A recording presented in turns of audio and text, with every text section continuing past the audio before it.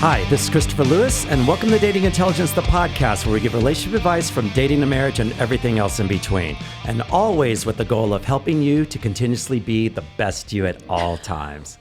So if you're looking for real life and honest information to help you navigate your relationships, we've got you covered. Why do you stare at me like I'm going to forget it? No, it's never that. I'm just always so excited to be here with you today because, we rarely get to see each other, and I'm just super excited. So I'm like a big kid. Every time I do my line, I look over here with like this little grin and smile all the time. Hey guys, hello. We got another episode for today, and we're at the Great Stupid Paw Studios in Las Vegas. Jamie, how are you doing today, girl? I'm doing amazing. How are you? Looking hot as usual. I love your top today. Oh, thanks. Suzette hooked it up. They just sent us like a big box of clothes. So thank you guys so much. All right. Thank you, Suzette. I love it. Yeah. All right. Well, we're going to get right on to this one. What else? So what's new? What's going on? Not much. I still have to look in my book just as like a little reminder because I feel like and that's why I feel like you're always looking at me out of the corner of your eye. Like, is she going to get it right this time? I promise you, it has nothing to do with that. I'm just so jacked and super excited to be on the show and doing this with you. So when I get my lines and I start giggling because I know I'm done with my tagline, and then all of a sudden you have to do yours. So I just kind of want to throw you off sometimes too. Yeah, but I'm never not thinking you're not going to know your lines. Oh, well, usually I don't. This is why I'm not an actor, guys. So where are you heading somewhere soon? I know that after today, you actually take off and head out, right? Yeah. So I'm headed to Texas for the Gundies. Okay. I'm excited about that, and headed out there with X Products. So nominated for 2 awards. So yeah, we're excited. Which part of Texas? Chris, I don't know. I actually city, need to, I think I'm flying into San Antonio, and then we have a 2-hour drive, somewhere random. So we'll be shooting and having fun. Taking a horse and buggy? What's going on? No, we have a driver. So usually I just show up. So people are like, where are you going? And sometimes I'm like, ooh, I don't know. Okay, right. I grew up in San Antonio. Know when I need all the to be. catch you around there. So maybe taking a horse and buggy out there. What's going on? Yeah, I don't know. Yeah. All right. Okay. All right, guys. Well, we have an amazing guest on today, and I'm super excited that he's here. I mean, this guy just runs stuff. So our guest today has literally gone from student to master by literally learning his craft and honing his skill to become one of the top premier MMA coaches in the sport today. He was named 2020's MMA Coach of the Year and works out of the Extreme Couture Gym in Las Vegas, where he has trained some of the most prolific fighters in the sport, including the current UFC heavyweight champion, Francis Ngannou. I'm not butchering his name. Please welcome Eric Nicksick to the show. What's up, buddy? What's up, Chris? How are you, brother? I'm loving it. I want one of those hoodies you got on coming right to you. I got you. All right. Dude, you train all these dudes. Yeah. You must know your stuff. Well, I don't know all that, but I think as a coach, you always have to remain coachable and willing to learn. So, and this sport is ever evolving for me. So it's nice just to be able to be around so many great athletes and other coaches in our gym. And I think it just keeps you on the cutting edge. Okay. I've been, before you jump, I have one, because, coming from coach to coach, this is the first time we have a coach on our show. So I'm super excited, even a tennis coach. I want to know this. When you get up in the morning, do you ever go, and people ask me this all the time, are you excited to go in? I love it. Okay. You never a moment you're like, oh, I got to go to work today, No, and it's funny, I feel like every day, I'm waiting for that moment. Okay. Where I'm like, am I going to not want to show up? And then oh, I get to work with Cody Garbrandt today. Yeah. Or I get to work with Dan Eget. And I just so I think that's kind of the key, right? Surround yourself with people that motivate you, and it keeps your job fresh. And it never you feel like you're never going to work. I giggle at suckers that are going 9 to 5s.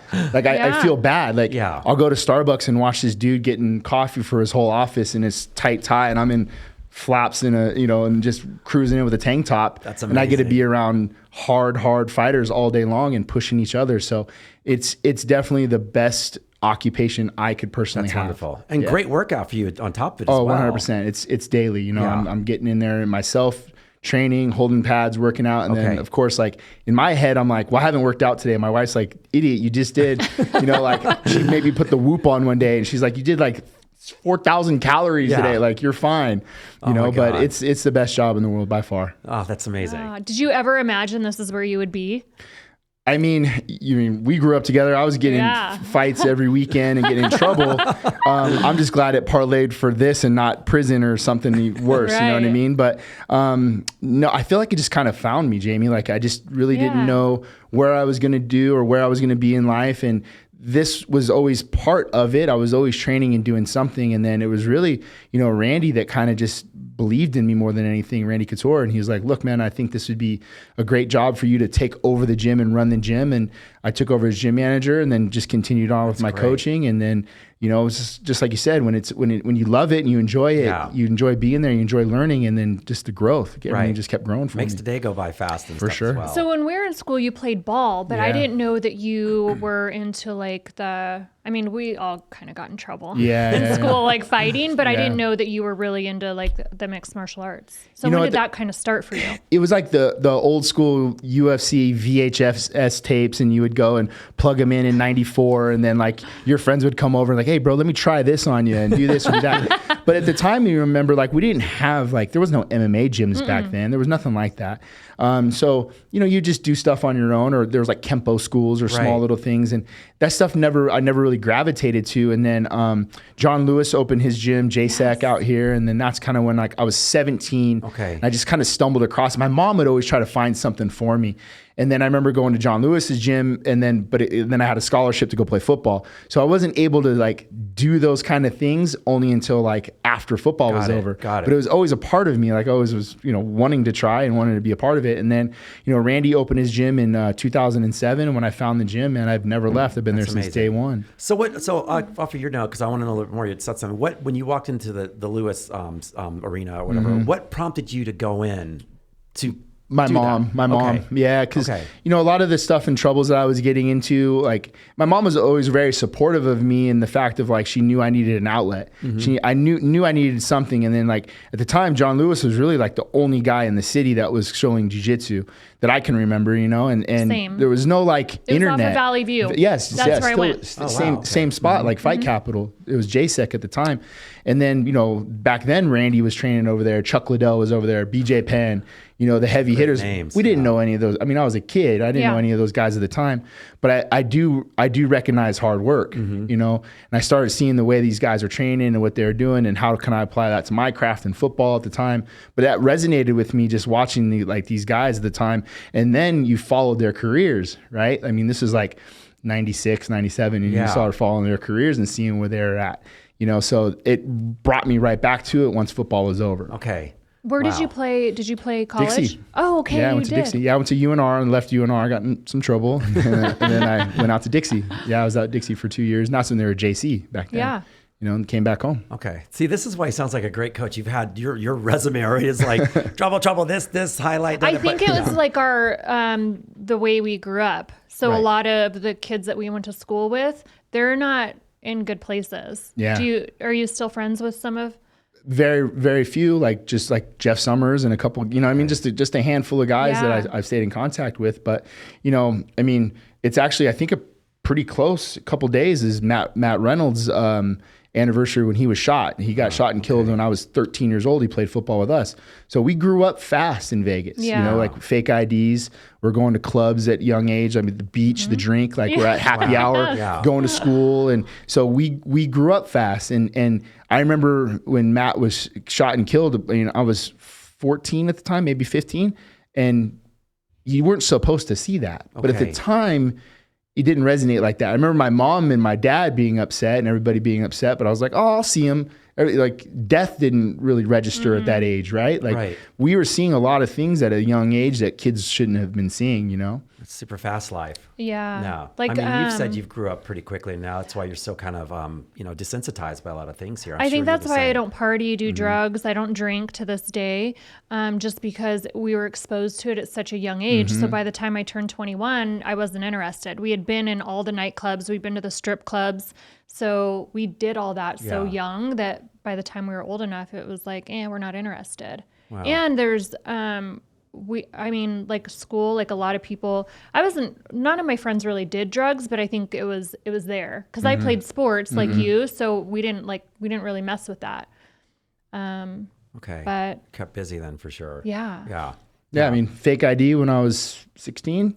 So by the time you hit 21, you're like, I'm over it. Yeah, we didn't want to do that. I mean, I got married right out of high school. Yeah. So I had both my girls before I could even buy a beer legally. Right.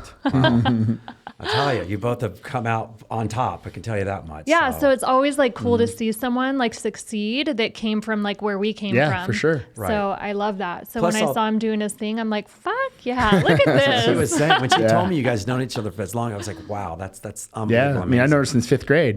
Jamie Mueller. Yeah. Right. But, you know, like, so you've learned for both you guys, I mean, you've both taken these life lessons. Now you can apply to your, you know, your fighters and things like that. That's probably what puts you over the top in a lot of situations. But we're going to back just a little bit more. So as a student, when you were training there and things like that, how did all of a sudden, how did it switch for you? Like, did you go, I want to maybe try to be a coach, or how did this start? So I was finishing up school to be a firefighter paramedic. Okay. And I got hired on by City of Las Vegas and North Las Vegas. They did a joint test, and I got hired by both departments. And that was going to be my path. Like, I was training, but all the while I was going to school because this was going to be my career. And then, unfortunately, the fight I got into Reno came up on my background. And for North Las Vegas at the time, I believe it was a small academy. They were only hiring like 10 people. And you're not going to hire a guy that's got something on a background versus 10 people that have a clean record, you know? Right. And I was number 2 on the list out of like 5,000 people. Like, there was a lot of people. It was joint, so there was a lot of people testing. Okay. And unfortunately, it eliminated me from North Las Vegas and the city for being hired for this fight I got into. So it just kind of derailed me in a lot of ways, because this is what I felt like was going to be my career path. So my focus had to shift, and all the while it was kind of like this was always there and supportive of me. What I felt like I missed most about football was the camaraderie, the team, being around like-minded individuals. That's what the fire service was giving back to me. And then that was like the heartbreak. But all the while, like, my number one love was always sitting here, like MMA, going like, here we are, you know, we're right here. Yeah. So once that energy kind of shifted, I was able to take my mind and put it all in this basket rather than firefighting.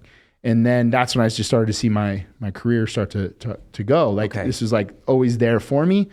And, you know, I knew that I wanted to coach at some capacity, whether it was going to be football or, you know, something. I just knew I wanted to be a part of it. And I've really just started to believe in myself. Like, I can do this. I can take this to the next level. And, you know, I'm going to practice. I'm going to corner more fights. I'm going to get myself out there. And I remember, like, for a while, Annie was like, you're not making any money doing this. You know, it was all about the money. And I was like, it'll come. Like, it's, you know, it's the process, not the product. Let me work, and I promise you we're going to get there. Answer. Yeah. You know what I mean? We'll get there. And, you know, and I just was blinded by knowing that I can do it. You know, and that's kind of where it all started. Right. So you had your vision, like it's held true to form, basically. I mean, just horse blinders. Yeah. It's funny because and did you ever fight professionally a little bit? No. As well? So I actually got offered to fight Ryan Bader, who would have murdered me. But Annie was pregnant with McKenna, our first daughter. And I think I was still either testing or I was getting hired on. And I get offered to fight Ryan Bader for like $2,000. Okay. And I remember going home, and Annie was like this pregnant.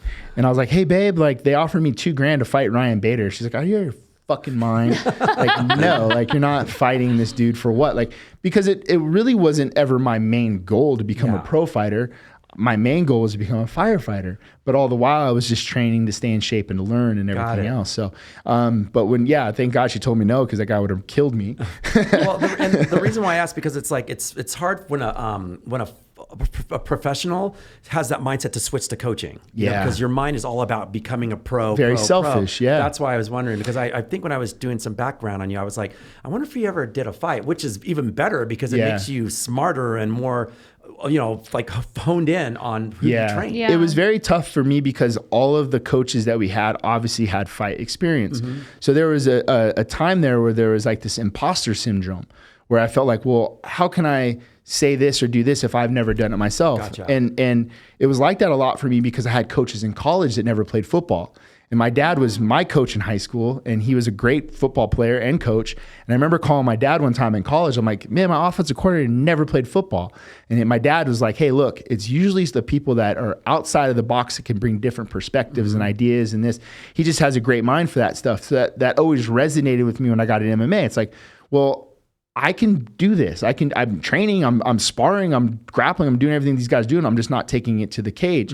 So I think just being transparent, I've seen a lot of coaches that didn't have the same experience as me, but they fucking lied about it.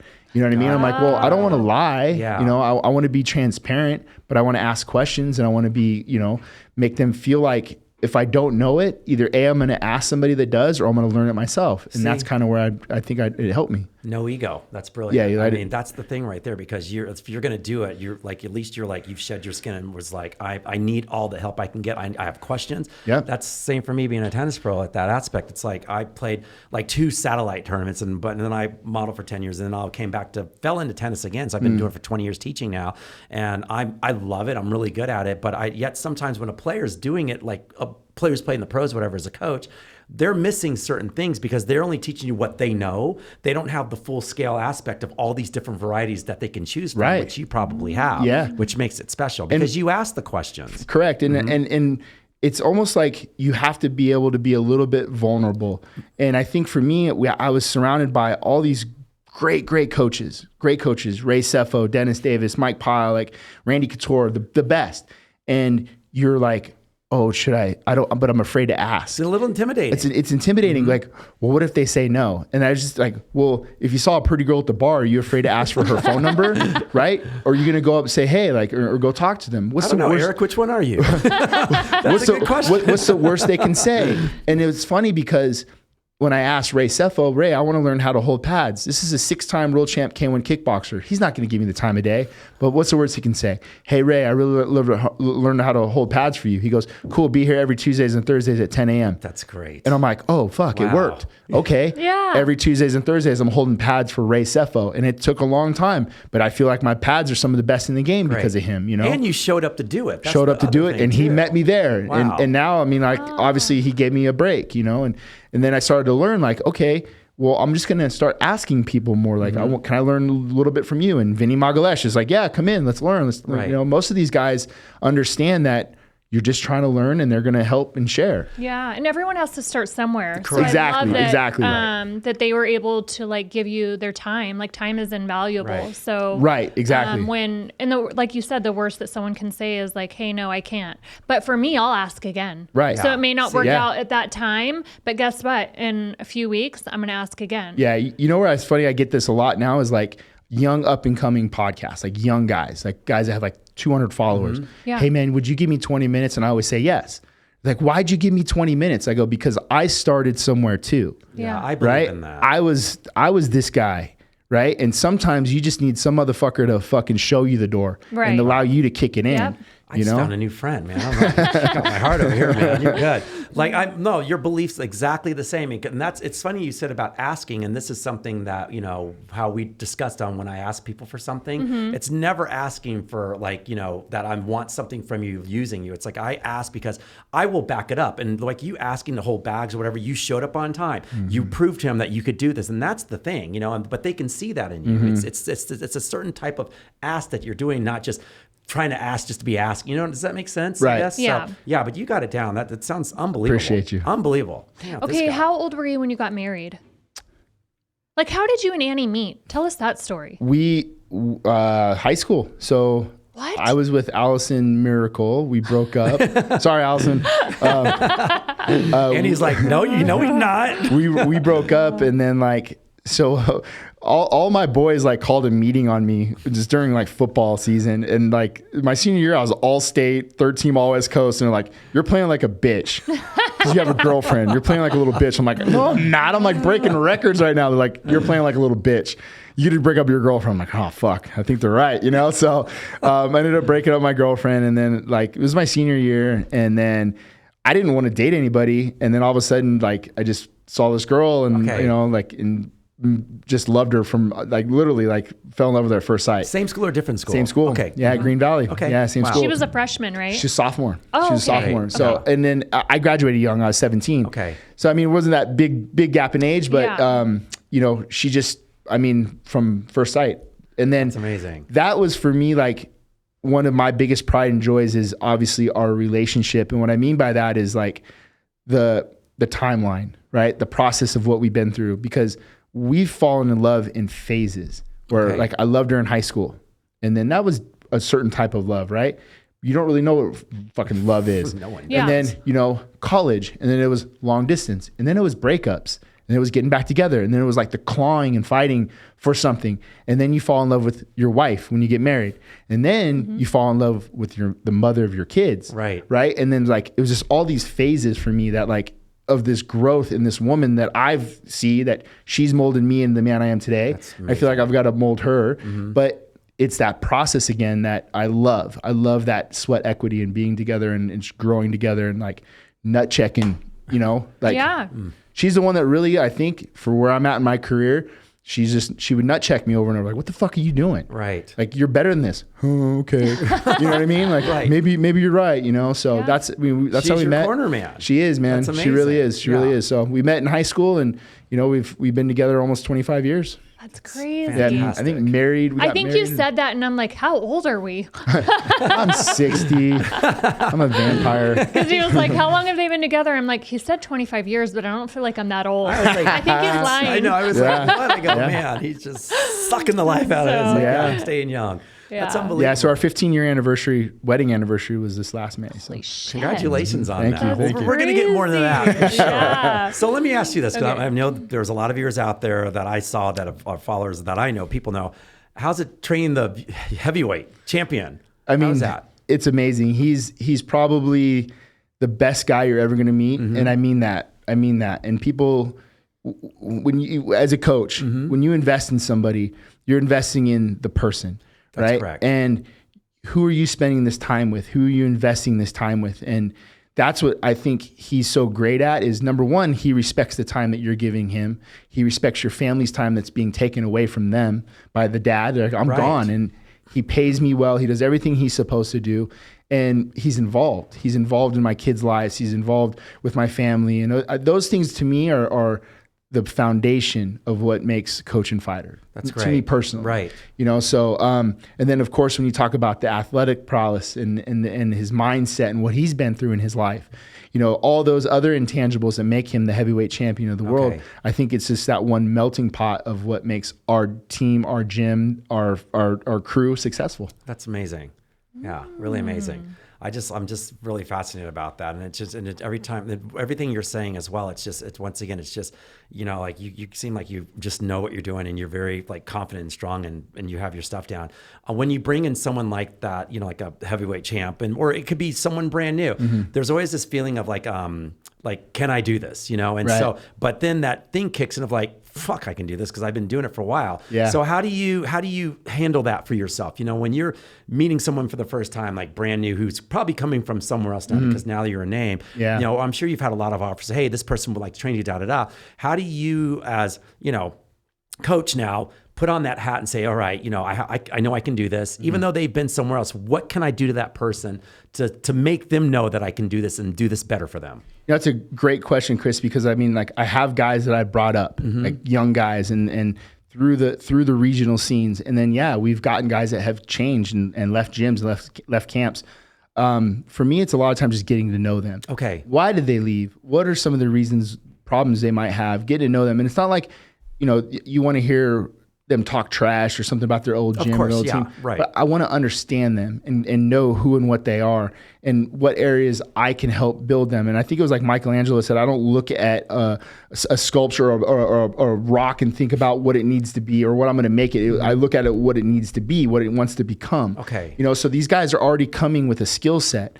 And then I look at it and go, okay, well, where can I help make this skill set a little better? Do I need to give it another tool, something else to help? Maybe it's something in the mental game that they need some help with. Right. Maybe it's just a certain environment, you know? So really just understanding that person first and figuring out the right ways to go about it and give them the proper tools. Okay. And it seems like you can figure that out pretty quickly now because of and this, once again, it's an attribute to your being a student and then really understanding and asking questions and being who you are today, trying to get all these different information from different, you know, coaches and this and that to make you a better coach. And so on top of that, like you said, like, you know, there's moments where I'm hearing once you talk to the person, you pretty much can figure that person out on, okay, I can give this to you and make it better for you. Exactly. And I think a lot of times like the answer's there. You just got to ask. Right. So sometimes I'll hear coaches like, it's like a recruiting trip. Here's what I can do. Here's what I'll do. Here's this, here's that. And a lot of the answers are beholden here. It's just like ask the questions and talk and learn and listen. You know, the other obstacle that you might see is people that are moving to Vegas that don't really understand Vegas like we understand Vegas.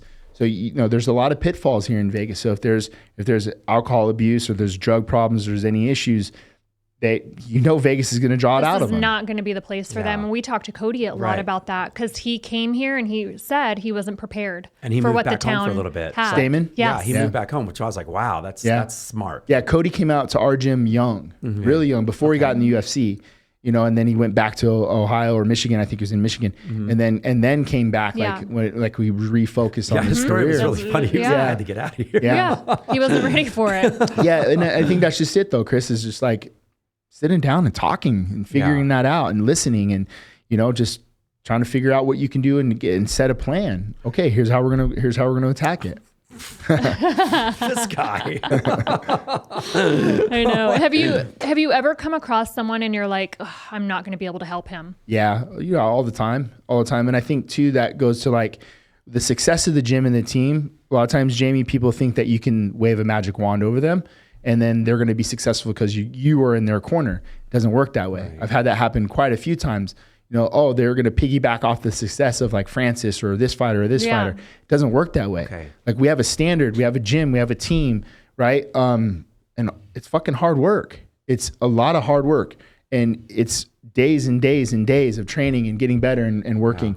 Yeah. And I'm no magic wand. So how long does it take you to figure that out though? You'll see it. Okay. You'll see it real quick too, Chris. Like, I had a guy come in and, great guy, love the guy to death, but he used Vegas as an escape to get away from like his home life, to use this to be like, now I get to party and train. So the first day we were supposed to meet up, he missed our session.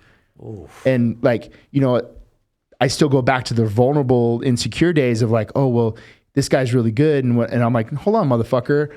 I'm coach of the year, nominated this year, right? Like, and then it was like, your that time is worth something too. And I'm like, you know what, bro? Like, you don't want it. You don't want this shit. I can't want it more than you, right? And then, you decide on where you go there. Like, how do they respond? And I'll always give you one. Okay. I'll always give you one. Okay. And then if they respond well and there's no issues after that, great, you're a human. It happens. But then if it continues to go on and on and on, it's like, why are you going to waste your time investing into somebody when they don't want it as much as you do? Right. And they're the athlete. Like, fuck and that. At that point, you just cut it off?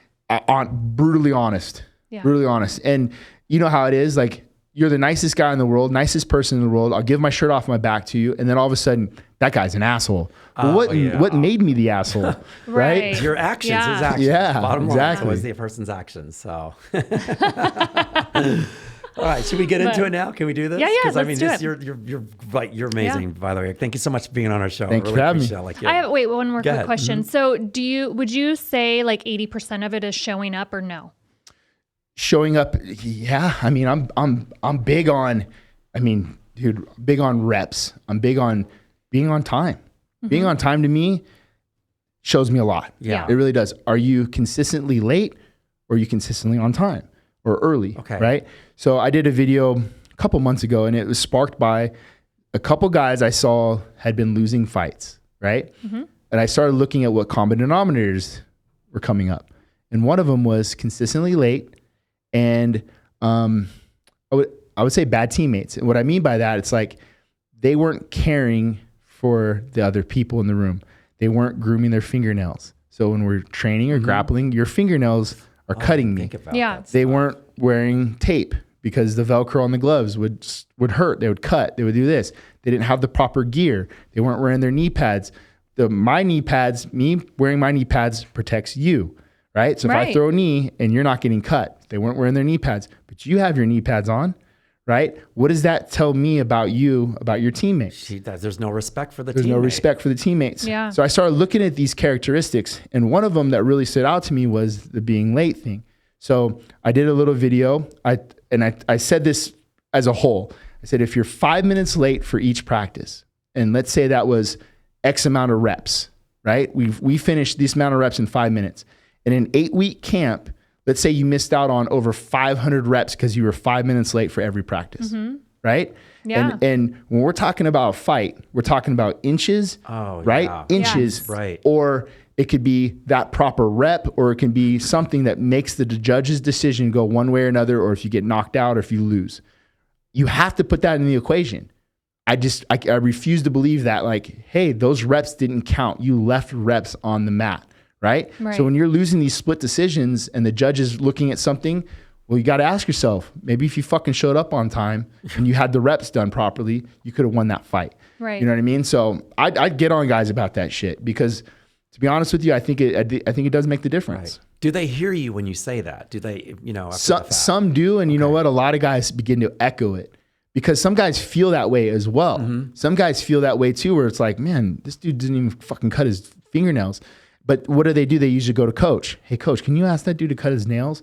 Now they feel more comfortable to go, hey, motherfucker, cut your nails, bro. Yeah. Like you get staph infections. Guys have open sores and cuts because of guys not grooming themselves. So we as a team have to hold each other accountable. It should not always be me. Right. It should be us, right? Put that shit aside and make it about the team. And that's when I think everything started to be more successful for us. Okay. The boat started being rowed in the same direction. Everybody felt like they were being taken care of. Right. Because it's me that has to be the guy going, okay, guys, here's my shirt. Whatever you guys need, I got you. But it has to be on the next guy to feel that same way, Okay. And we started, it's cliche.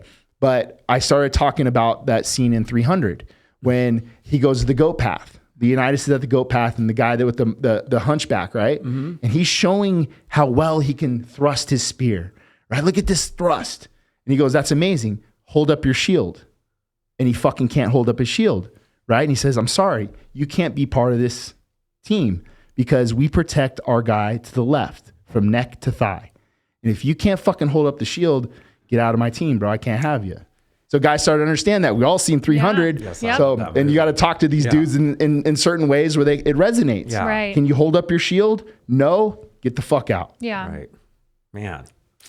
I forget how much of a team effort it really is, though. You think of it as more of an individual sport, but for the training portion of it, it's all team. Very much. It is. Very It much. is. And Even though they're like solo out there fighting, it takes like a team to build that. Yeah. I feel. there you go. So for me, like martial arts, when I trained, it was everyone else that helped me kind of get there. And then the discipline, like I always talk about the discipline. Yeah. Like if you aren't disciplined and do the little things, then how do you expect to win the big things? Correct. And that's what's great about having guys like Francis and Aljamain Sterling, guys that have belts right now in our gym, because now you don't have to sit on the rooftop and scream it.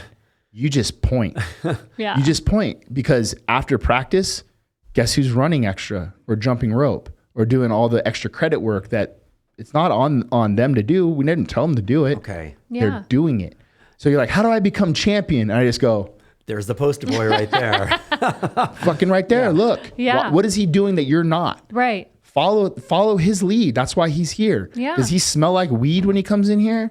No. Yeah. And Right? he's open to having them come on board and join him, right? Hey, water's warm. Yeah. Right? Everybody in our gym wants everybody to succeed. Okay. Coaches, everybody. I mean, that's what we built. Like, we want everybody in our gym to eat. And that's what we want. Yeah. You hear that, guys? Extreme Couture Gym in Las Vegas, man. That's where it's at. Might have to show up there every now and then. Yeah, come my through. little ass. We get some see you workout. sometimes with J-Rock too. That's like my Jason. guy. Yeah. That's my guy. I mean, really one of the greatest guys you're ever going to meet. But again, we talked about surrounding yourself with like-minded individuals, right? And Jay is constantly on the go, constantly grinding, constantly working. And he's a guy that I feed off of. Because I watch Jay and I'm like, all right, fuck yeah, I can push a little harder because I know what J-Rock's doing right now. Yeah. And J-Rock comes in and he'll do the same shit. He's like, dude, you've been here for 12 hours. Now you're going to hold pads for me. I'm like, let's go, bro. Now we're going to work. But I mean, that's to me where you start looking at your circle, your top 5 people that you surround yourself with. Are they go-getters? Are they meeting your level or raising your level?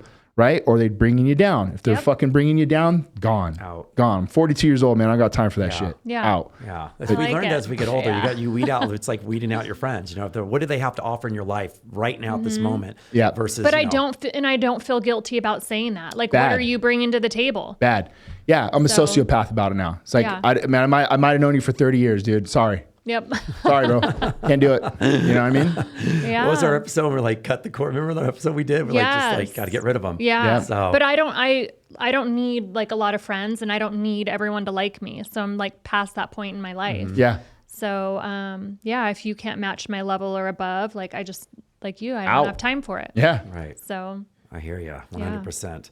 All right, Eric, we're going to put you in the hot seat. You thought you're in the hot seat now. I love it. I love it. We're going for the hot seat now. So, guys, we got Eric Nicksick on the show today. This guy is like the MMA coach of the year, and he's in the running for it again this year. Congratulations. Well, kudos to you. And we're going to put our vote out. Thank you. Mental voting for you. So here's our topic today. It's called Father of the Year. How do you show up for your kids when they need you, and how can you always be there for them and in their corner? I know with all this stuff, you got all these big names, and you're in the corner and doing this all this big fighting thing. Now you got to comb these little kids. Yeah. How do you handle it?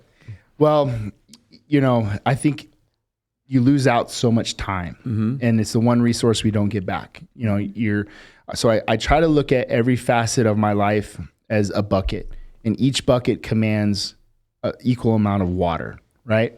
But you're only given 1 cup of water, right? Yeah. So it's like, how much water have I poured into the MMA bucket today? Okay. Right? Or this month? And if that fucking bucket's overflowing, then I know I'm missing out on, my own personal growth or my family or whatever it may be. Right. And it's almost that checks and balances for me. And the greatest resource I have is my wife, because she's boots on the ground. Okay. And where she'll be the one to grab me by my ears and be like, hey, you haven't been to this, you've missed this game, this or that. Or she's big on, I love it too, is one-on-one dates. So I'll take McKenna on a date. I'll take Avery on a date. And I spend all the time with Knox, where he's 5. But right now with the 2 daughters at this age, 14 and 12, I think dad being present and, there's things I don't want to talk about, but I also want to be their friend as well. I want them to understand that they can come and talk to me about certain things. So just reinvesting, I think, time back into the kids is been my biggest focus. Okay, big fight with Francis is now over. Hey, I'm renting a beach house in Newport for a few days. That's great. We're going to hit the reset button. I'm going to invest time back into them. So how do you connect with the daughters? And I know your little one's 5, so let's start with the girls first. So how do you connect as a dad with them? Like I'm a dad with 2 girls, 14 and 8. So I just want to know, what do you do to connect? What is your thing? Look at him. It's so hard because see, guys, you can handle the biggest champion in the world now. Put him in the hot seat. This is what I meant. You're going to be in the hot seat now. Honestly, I think just like for me, I listen a lot. Like I just try to let them talk and listen and not judge or not make them feel like they can't come and talk to dad about things. And it might be tough topics or it might be something I don't really want to hear. But in my head, I always try to remember like the same way my mom approached certain things. And I know I'm different because it's a boy, but at the end of the day, it's like I want them to feel like dad's got my back. No matter what, like dad's always my hero. He's got my back. I can come to him with anything, so sometimes, you're just, all right, I'm going to listen to this and we're, and just being present, put your fucking phone down. You know what I mean? I think that's the thing too. Like all of us, we get in those at dinner time and, everybody's still checking or doing something. It's like, all right, everybody put your phone down. Let's be present. How was school today?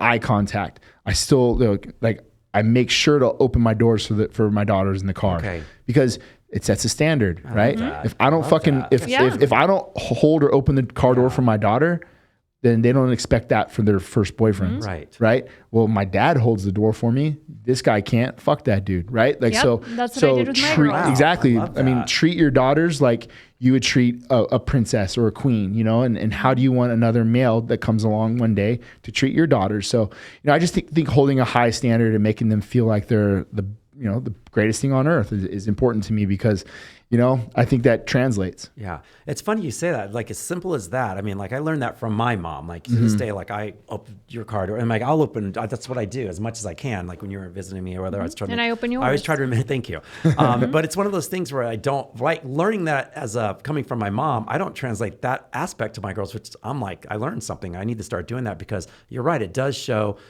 like, you're setting the standard. Setting the standard. That's correct. So that's really how you want them to be treated. Right. Do you ever, and this is for you, Jamie, as well, because you have 2 girls as well. When you see them and spend that time with them, I know it's hard to engage at the beginning, like with any kid at the beginning, especially around the 14, 12 age, because they're already in motion, they're doing their thing. And then when you go in the room or sitting down with them, you got to find that little spin of a story that matches up. So now that they can open up and just start talking. Like for me, my daughter is big into K-pop and anime. So every time I walk in, hey, honey, how's it going? Good. blah, blah, blah. So then I have to find us that little thing that matches up. So what'd you do today? I ask all these questions, and once it matches up, and I go, I'll take that and I'll run with it for a story. Exactly. Like, oh my God, so you went to this today? Well, you know what I did? I saw that around, or this and that. And then she just opens up and starts talking about everything at that point. The connection point. Do you find that you do that as well? All the time. You know, my dad would quote Abraham Maslow. He said, if the only tool you have is a hammer, then everything looks as a nail. Sometimes you have to have the right tools to open the door, the right key to open the door, you know? So sometimes with them, it's just that. It's like my daughter's big in dance. My other daughter's big in soccer. Finding some connection point to where you can get them to feel like, hey, this is just me and dad talking, and they can just really gets the ball rolling. And then they can talk about anything after that once they feel comfortable. Yeah, all the shock value stuff. Like, exactly. And by the way, Dad, like, I'm like, what? Wait, what? Yeah. You know? Do you do that with your daughters as well? Yeah, I think timing is key. So what I found is usually like bedtime is the best. So for some reason, like my kids always wanted to open up at bedtime. So being there when it was bedtime and waking up was very important for me. So putting them down to bed, for some reason, they just want to start yapping away. And you're like, even though you're tired, you're like, fuck, this is my moment. This is my time. Transitions, like, so taking them to and from sports, no radio, that's kind of their opportunity to talk. So get off your phone and we're going to have a conversation. Yeah, that's smart. Yeah, but after a while, they just know that that's what it is, right? Because it becomes a part of their routine. Your time. Yeah, but it's not. I didn't ever tell them this, but it like in my mind, that's what I'm thinking. Is I'm like, okay, I'm gonna not put on the radio today because I want to see if we can like have a conversation. Yeah. So then that's how it was. Like after she got out of cheer, she would get in the car and I'd be like, hey, how was it? And then we'd talk the whole way home. That's smart. I never really thought of that, like, as far as the car stuff goes. Because you're stuck. Where else are you going to go? So that's like a perfect opportunity to collect the phones, turn the radio off, and like kind of have a good conversation. So those are the moments that I utilize to open that door and that communication with my girls. I love that. I really like that a lot. Like too. Bedtime, same thing. I would collect the phones, so the phones got plugged into my room. And I only learned that from like subbing. So I followed my kids. I'm like, you're not going to fuck around here. Like I went and got my sub license and subbed at every school they went to. So I noticed with the kids, the phone was like a big issue. So when they're coming in class, I'm like, why the fuck are you sleeping in my class? Like, why are you so fucking tired? I was watching blah, blah, blah. So I started collecting my kids' phones at night and putting them in my room and charging them. That's super smart. I knew that they weren't going to wake up at 2 a.m, be on the phone or texting all night. Yeah, it's smart. So it was just part of like a house rule. Yeah. And then they get used to it and they don't want it anymore. Yeah. So it's just part of like the routine. Yeah. There's no negotiation. Like it is what it is. That's just the rule. Wow. I love that too.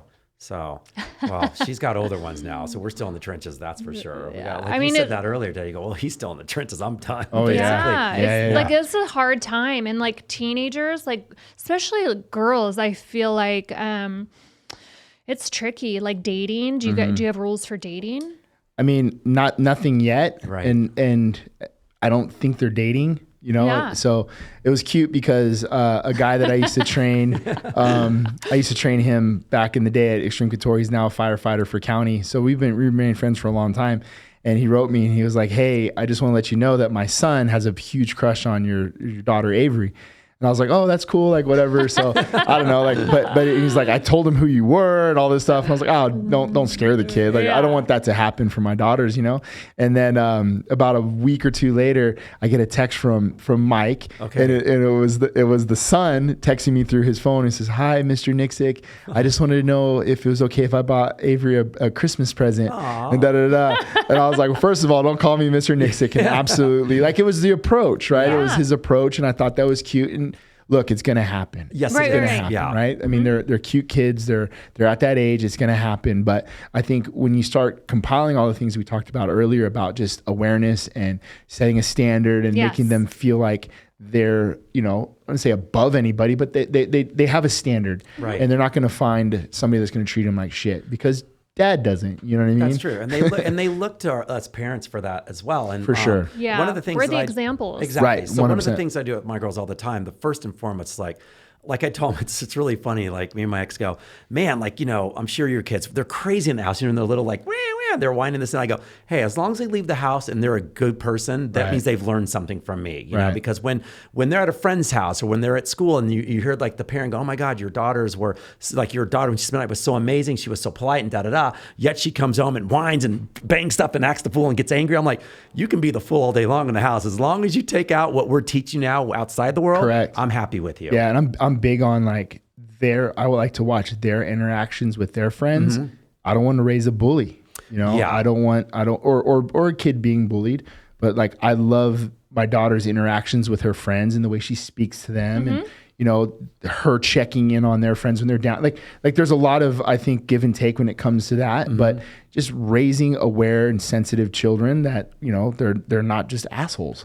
Oh my gosh, it's so true. Foremost. I always say that, like the kids these days, like they're such little assholes. Yeah, I for sure. actually for sure. say that. Yeah. Wow. So, that's nothing that we weren't doing at that age. That's the scary part though. Just in a different way in a different time. I think it all comes down to the parents. Well, like we have to,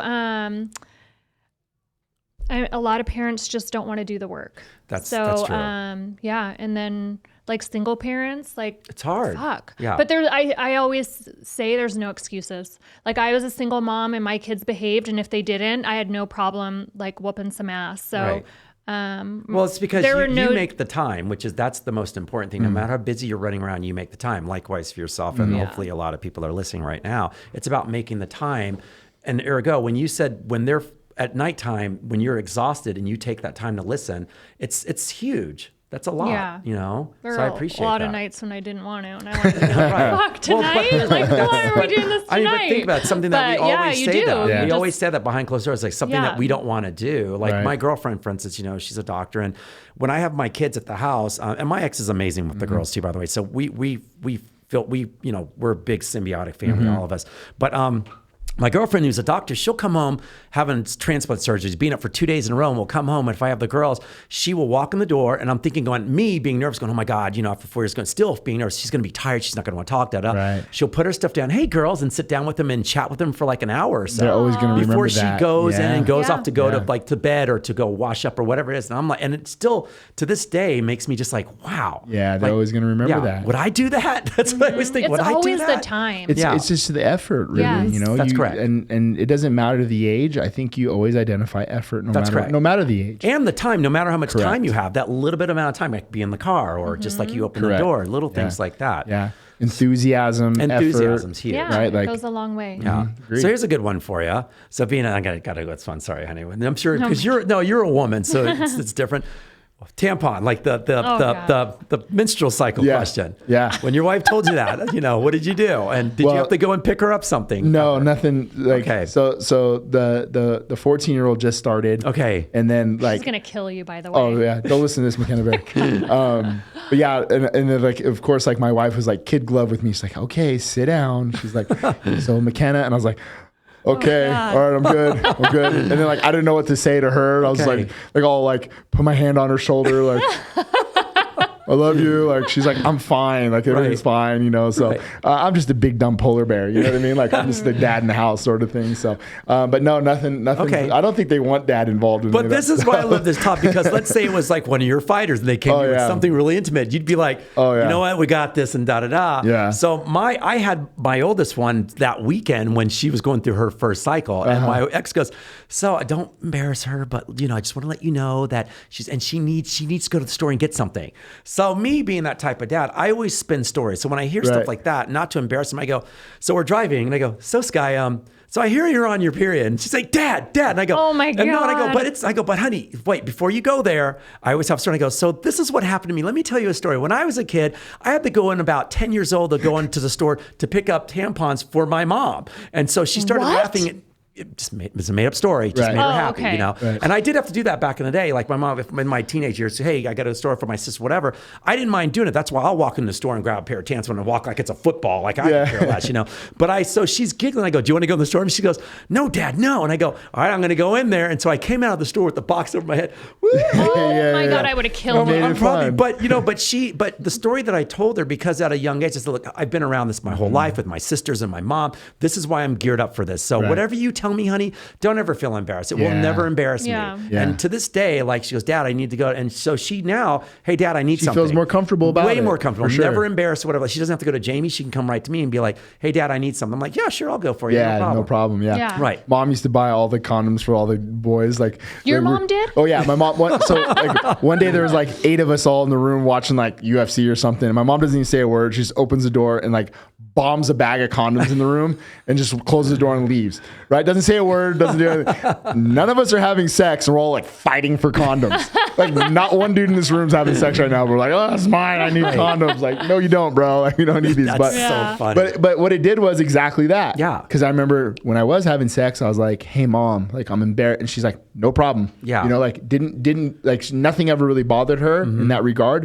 But what it did was it opened that door of trust. If when you need her to tell her, or Facts. if not, it's up to you. But at Yeah. least it opens the doors. And I'm sure you're probably, because it seems like you probably have with your daughters, you know, just making sure, like, I just want to make sure that it's just open all the time, Yeah. especially being a dad and coming from divorced parents. I just want to make sure that when I have them, they know that I have their back 100%. Yep. And anything you tell me, it's not going to faze me. Exactly. Because first of all, because we've all been there, done that. Yeah. That's one thing that as a kid that, you know, growing up wise, we look at our parents going, wow, they've never done that before, I bet. And you're like going, as an adult now, you're like, fuck. Yeah, the they same did. shit Yeah. we were doing. So now I look at my daughters in the nicest way and go, you're not pulling one on me. Yeah. I was there. I was wrote the Right. book. I wrote the book, man. I made you. Yeah. So that's what, you know, your son's probably going to be a little bit easy because it's a boy for you, but I know what Oh two yeah, girls he's a ahead of that. hammer. He's a hammer. It's Yeah. the What best. if or do you ever think like, fuck, what if my son's not athletic? I mean, you're gonna love them all the same, No, you know. for But sure, yeah, but I mean, yeah, I get, you know, sometimes too, because like all day long, all he wants to do is play football. Okay. You know, like play football, play, wrestle, fight. This, Okay, this, and well, that. it does you know. seem that's the case. So I mean, like Right. it's great, like to have that. But yeah, of course, like it was, you know, I had the 2 daughters, and I was good. I was done. I was like, okay, I got the 2 girls. Like, Yeah. I'm not having a boy. And then my wife's like, we have to have a boy. And I was like, fuck, like I wasn't willing to roll struck out twice, man. Yeah. You know, like, I was wasn't just- willing to roll the dice. I yeah, get it. yeah, and she went to a football game and like came back home from this game, and she was like, we have to have a son. I have to see a son. Like, we have to get a guy to play football. And Nicksick on the back of his. I'm like, oh, babe. It is a like, great last name, I'm by like, the way. oh, okay, An babe. awesome last So, name. you know, we ended up having the son, and he's absolutely amazing. And Great. he's, you know, it's just such a different dynamic of course, having the 2 daughters. And now with like him, it's like, oh yeah, fucking jump off that, dude. Like whatever. You know, like, oh yeah, put your hand on that, see what happens. Or with the girls, you're like, no. Like Right. protect her. With him, I'm like, yeah, run through the wall, bro. You'll be fine. Are any of the girls, I know, well, you can say it on air because we were talking it off air Yeah. on how your first daughter about training and doing some things, but is your middle daughter, is she athletic? I mean, do you have is she a Super tomboy or athletic. is she? Yeah. I'd say my middle daughter is a little bit more on the tomboy side, Okay. but like, so, you know, we had like at her elementary school, we had the harvest run. She won every year. And like, that was her thing. great. Like she can fly. This child can run. Okay. So, and she plays soccer. She's you know, I want to get her into flag football. My niece lives in Scottsdale. She goes out and sees my niece all the time, who's super athletic, but gorgeous. Okay. So I think like she relates now because Lila's kind of a tomboy, but she's also beautiful, Yeah, you know, and, right. and like you get that stereotype. Like, I don't want to be a tomboy. I don't want to be. You can ball. Like Yeah, you're a baller, you can do dude. both. You can do both, and you can be beautiful. Like you have to understand that. And so when she goes out and she plays and does things and practices, I tell her that I was like, hey, you got to compete and try to beat the fucking boys, dude. Yeah. Like, hammer these dudes. And she's basically like an outside linebacker playing soccer. Damn, Like she's crazy. tough, man. She's good. And then my oldest is the perfectionist beyond. Okay. Dance, very beautiful, like long, tall, like, and everything that she does, I wouldn't say comes natural to her. So it's her work ethic. She's to got to me. work a little harder. She works a little harder, but it's like that perfectionist over and over and over. Whereas Avery, things come natural, and she's like, oh, TikTok, you know, like she doesn't have to do a whole lot of things. Where for me, I want Avery to understand. I just had this talk with her on Sunday. I was like, there's gonna be a time when people catch up to your talent, and then hard work has to kick in. You have to do all the extra intangibles, the running, the footwork drills, whatever. If soccer is your thing, if this is what you want to do, because people are going to start catching up to your talent, you know, and TikTok. And I made her open up her phone. I go, let me see your screen time. 6 hours. Wow. I go, Avery, that's 6 hours today that you were on your phone. Does she ask to go out, like when she's in her sport, does she ask to do more of it outside of practice though? Not really, because it's not like mandatory. Okay, got it. You know, so she'll have her practice and she'll have her games and whatever else, and balls out does great. Yeah. Right. But then it's like, as an athlete, we understand, like we get it. It's at some point that curve will hit. Like for me, was when I got to college, I'm like, oh, everybody's all state. Everybody can play ball. Now it's like, what do you make the difference in the weight room and the film room? You know, and I want her to start understanding that in, you know, at a young age. Like, if this is what you want to do, where do you set yourself apart? And it becomes that routine that you're talking about, you know? And then do you make them do the extra practice? I don't make them really do anything. I suggest it. Yeah. Okay. And I think for me, now that I have like my credentials and they see what I do for a living and they see titles and they see this stuff, I can easily not say like, I don't have to be like, well, this is what dad would do. I just point to it. Well, tell me what you want to do. And then I go off of their answer. Okay. You tell me you want to be a college athlete? Great. Yeah. Here's what I suggest you do to help facilitate these things. And then if you want to do that, I will help give you those tools, whatever it may be. Same thing my dad did for me. He's like, hey, you want to be a Division I athlete? Great. I'd love to hear it. Here's how we're going to do it. Get your ass up at 6 a.m. You're going to run routes. You're going to do this. You're going to do this. You're going to do that. And sure as shit, you're a Division I athlete. Putting in the time. Yeah. Putting in the time. I agree. But when I look back on that, I always talk to my fighters the same thing. Don't leave any crumbs behind. Clear your plate. Clear your plate. Because those crumbs end up being what we think of as regret, right? Fucking clear your plate off, dude. Make sure you don't leave any regret behind. See, I don't know what's better. Like, I didn't really have a choice. My dad like drilled it in me. So my friends would be at my house, like ready to go out. And my dad's like, you're not going anywhere. He said, you're pitching like 100 balls before you leave the house. So I'd be out there pitching. My friends are like, what the fuck? And he's like, no, I said 100 strikes, not 100 balls. Yeah. Right. So then I'm like, what the fuck? But at the time, like, I hated him. I'm like, he's such a jerk. Why is he making me do this? But I realized later on in life, now I'm grateful because he instilled a level of discipline that I couldn't get anywhere else. I 100%. couldn't, and it transpired into everything else that I did later in life, like my work ethic. Yeah, it's a good one. Even being a mom. So I always wonder, like, as a parent, I'm like, with my daughter, I'm like, fuck, am I the hard person like my dad was, or do I give them an option because you want them to want it too? Right. But I wasn't really given that option. I think that's a tough one. That's a very good question she so asked. I wonder for you, like, as a coach and a parent, that's why I said, do you make them, or you said you suggest? And at what point I always go off like, of their answer. Okay. And like, if you said to me, you know, when we were in high school, I want to be the best pitcher in all of softball. And then that was what you told me. Then I would say, well, okay, you're going to throw 100 strikes, or we're going to do this. We're going to do these things because of what you told me your goal was. So my dad never forced football on me. Yeah. I loved it and I wanted to be good at it. And he so happened to be my coach, right? I mean, he was our defensive coordinator, so I couldn't run from the guy. He saw me every day, and my uncle. So my uncle's our linebackers coach. So I mean, there was nowhere for me to go other than, okay, I'm playing. So he knows if I'm in the weight room. He knows if I'm in my film room. He knows if I'm doing my extra work, and I live under his roof. So we would go on these long road trips. Drive up to Reno. My mom and sister would be in the back seat. The old man would be driving, and he'd be go over to fucking defensive plays with me and running audibles and all this shit. So you just never got away from it. Right. But it was because of my answer. My answer was, I want to be the best at this or this or this. Okay, great. Here's how we're going to do it. So for me, like with my daughters, with Avery or McKenna, whatever sport they're talking about, maybe it's a hobby for you. Maybe you just like soccer. Yeah. And that's okay too. Like, are you playing recreational, or do you want to compete? Or are you in club, or what are we doing? And she's in club, and she travels, and she does all these things. And she's at that age now where, you know, kids are going to start catching up to your athleticism. Okay, well, do you want to separate yourself? And here's how we do it. I'll pay the money. If you want to go do extra work, and you want to do this, you want to do that. make it available, and I'll make it happen. But if she doesn't suggest it, then you can't do anything about it. You're not going to force her in theory. You know what I mean? Correct. Like you said, how your dad did. Yeah, my dad was like, right. this is what you're doing. And I don't think there's a right or wrong answer. No, there's not, because that's what I was going to say. Like he did nothing worked wrong. for me. Right. I was going to say it me. works for, there's certain individuals that it works for in their different ways. You know, it's the same for me with my players or even my kids. So I'm going to toot this one kid's horn. This past summer, he goes, hey, Chris, he's one of my tennis kids.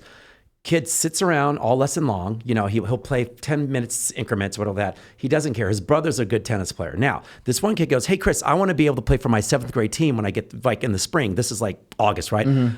Eric, I looked at him and I went, I go, you will never make your team. And I go, you know why? Because Chris. You don't, no, once again, I'm letting him make the choice. You will never make your team. You know why? Because you don't push yourself and you're not working hard enough to be able to do that. Where you're at right now, there's going to be 20 other guys trying out for the team that will blow you off the field, off the tennis court. So he looked at me and he goes, what do I need to do? I go, if you do this, and this, maybe by February, you'll be ready to go. Right. Do you know that he started taking more lessons. He didn't sit down anymore for that hour. He learned, and this guy who's a jokester and like a aloof kid, every lesson came in very serious. He made his team. Yeah. Yeah. And I told him about a month and a half ago, I looked and I go, you will make your team now. I go, it's unbelievable the turnaround that this kid have. But like I said, he could care less about playing tennis. And his mind shifted. When I looked at him and I said, and my goal, by the way, as a coach, and you sound the same way, I don't force my kids to do anything. I don't make you run. I don't make you do this. I go, look at that coach there. He's making his kids do push-up. He's making them do this. Go, my job is to mentor you because you love being here, not because you're here because you feel like you're forced to be here. Mm-hmm. If you want to get better, I have the tools to make you the best you can be, but I'm never going to force you to do it. Now, don't get me wrong. You will piss me off. If I ask you to do something, I have a plan for you this day and you don't do it, I will yell at you and you'll get pissed off. Like the joke is I've made all my kids cry. I've made all my clients cry because I'm such a nice guy. When you piss me off, it takes a lot to piss me off. Yeah, exactly. And that's where it is at. So I always suggest, which I love your technique of doing that, but I never force anyone. It's funny that you say that too, because like I tell my guys, you have to start worrying when I stop talking to you. Yeah, that's true. Like some of my fighters are like, man, you haven't said shit to me because now I don't give a fuck. Like I'm tired of talking to your ass. I'm tired of telling you this shit. It's a learned thing, and I feel people need sometimes, especially at these levels. These are grown ass men. Grown ass men. They need to know. Who are you really excited about right now? Fighter wise? Yeah. Who are you working with? Excited about? It's tough to say because every one of those men and women I draw so much energy from in different ways. I really do. And like, for me, like, I'm always going to have my little small group of guys, Danny Ige, Francis Ngannou, and then there's going to be Brad Tavares, who I've been with forever, Kai Kamaka, Jeremy Kennedy. Like, there's just such a good group and core that I've been with. But for me, it's like the new guys where it's like kind of a project, if you will. Like Cody Garbrandt has now moved to Extreme Couture, and he's, I think, won 1 out of his last 4, and you see a lot of the criticisms about him and he's this, he's that, whatever. And it gives me that like, okay, now I got something to prove, right? I got something to work on. So a lot of the new energy that comes into the gym and guys that like, I feel like they're not necessarily projects, but they're just somebody new and Cody's been a champion. He was the youngest champion ever in the UFC. He climbed the ladder real quick, and then he had these losses. So right now, I think for me, like new and fresh blood in the gym has been Cody. It's been a lot of fun to work with. And also, you said something about your circles and that you have your primaries. These guys are wanting to be a part of that group, that circle. I feel like so. Why wouldn't you push harder to get in that group? We have such a great core of coaches, great team of coaches. And I think every coach adds a certain element to like it's like a pot of jambalaya. Everybody has, you know what I mean? Like every little thing has something good about it. And I think that's the main goal and main focus is like certain personalities are going to gravitate to certain personalities of coaches, but which ones fit your needs the best. And the nice thing is that we're all eating. Everybody's getting paid. Everybody's eating. The cars are getting nicer in the parking lot. Everybody's starting to make a little bit more money. Yeah. That's the main goal of what we built as a gym is we wanted something to where everybody can be taken care of and they can take care of their families. Okay. Well, I'm sorry. I was going to say, I'm glad I'm meeting you now because I'm like going, and I know you won't get a big head ego as well. So you're unbelievable, amazing. Thank you. Thank you. Yeah, I love it. Love your story. Any coaches that inspire you? Oh, there's a ton. Yeah, I have a ton. And I think for me, like, that's always been my checks and balances, right? Like, in meeting coaches that have just a wealth of knowledge. And like one that jumps out to me was like when I got to meet Teddy Atlas, and like Teddy Atlas never talked one thing about the fight game to me at all. It was all about life and relationship and kids and things that like were absolute gold. Like I felt like he knew what I needed to hear at that time in my career, the first time I ever met the man.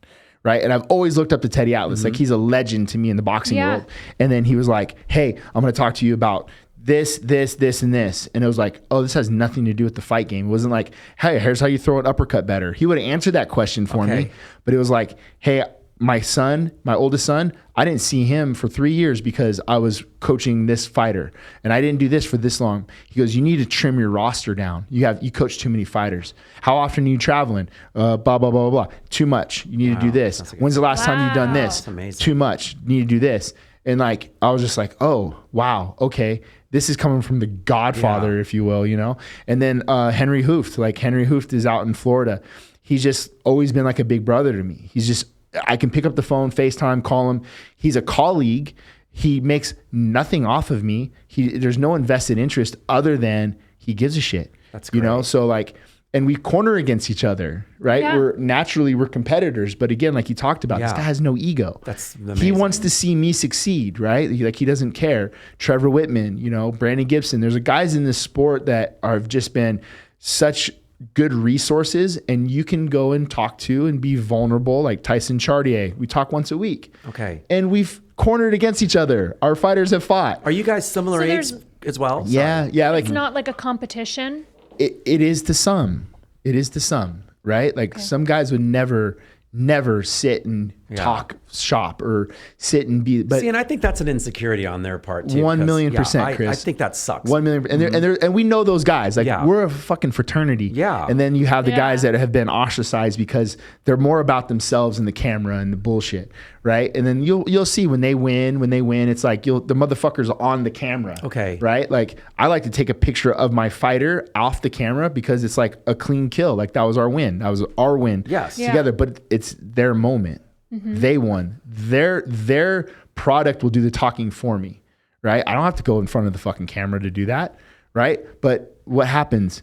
People want to talk to you, right? It happens inherently, but you don't have to steal this dude's shine. Nope, that's for sure. So the coaches, those guys, man, like we came up through a legacy of when you were in the UFC, you would go and corner a fight. The training would be red corner, blue corner.